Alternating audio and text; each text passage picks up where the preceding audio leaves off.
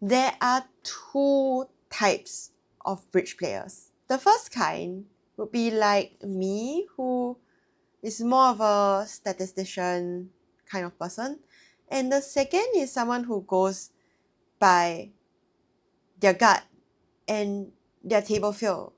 And I believe that when you play bridge, you should decide on what kind of player you want to be and stick to it and don't regret. Like if you believe in statistics, then just go for the probability line. And if you believe that you have like table presence or whatever you want to call it, then follow your gut and don't regret it. And this is a hand that will demonstrate how these two different kinds of players might approach the hand differently. Imagine you're declaring this 6 hearts contract. West leads the king of clubs. Plan your play. So this is actually a hand from the Team Singapore mixed trials. Yeah, 9 months ago. But I actually didn't play this hand because I had already qualified by that time. But when I saw the results, I was thinking, like basically one side made and the other side didn't make. And then I was thinking like if I were the one playing, I would have just won this with the ace of clubs and then, drew trumps and then tested spades. And if spades broke 3-3, then I make my contract. And if spades don't break 3-3, then I'll just try the diamond finesse. So overall you make like whenever spades break 3-3, that would be like 36% of the time, also off chances of like 10-9 double turn stiff. And if that doesn't work, then you still make when the king of diamonds is on side. So that will give you a grand total of 36 plus half of 64. So that will be something like 68% of the time. You can also opt to duck the first trick.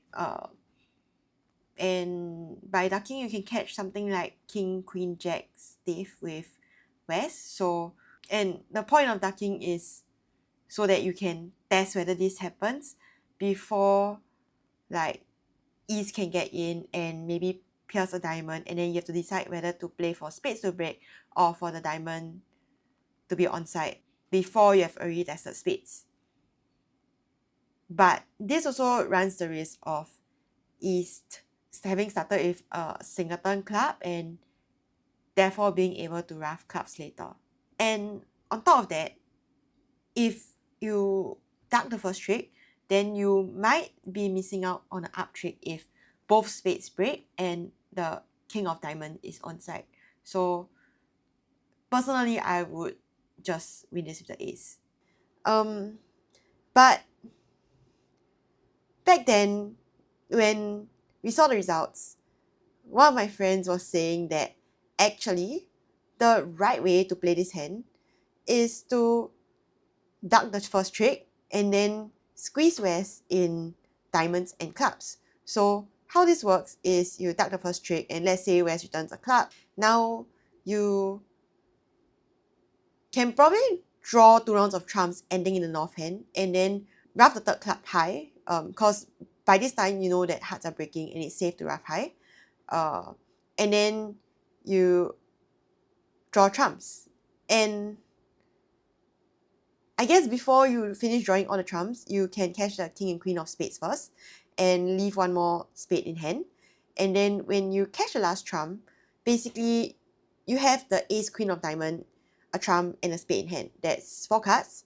And in the north hand, you keep 2 spades, a diamond, and a club. So west would have 1 club, the queen of clubs, and 3 diamonds left. So on the last heart, west can get rid of a diamond, and from the north hand, you are supposed to get rid of a spade. And then when you play a spade over to the ace, west has to pitch something. So at this point, west has to pitch a diamond. If not, your 10 of clubs is going to be good.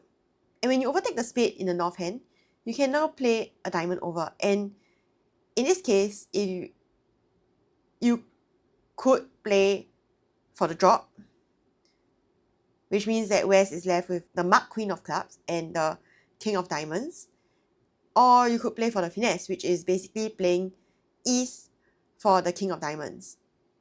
So basically by playing this way,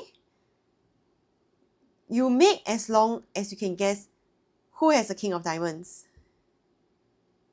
which for players like me, like to me, this is 50%. So, which is why I would have taken the line I took, because like I don't really trust my table feel. Like, I mean, I've been burned so many times by like people burying their kings and stuff.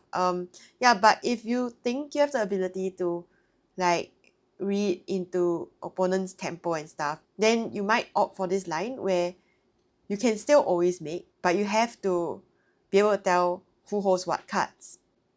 So yeah, I thought this was a really interesting hand, and while playing for the squeeze is anti-percentage so-called, while if you go from a pure guess standpoint, it still allows you to make no matter what the layout, as long as you can guess it. So yeah, hope you enjoyed this hand and see you next time.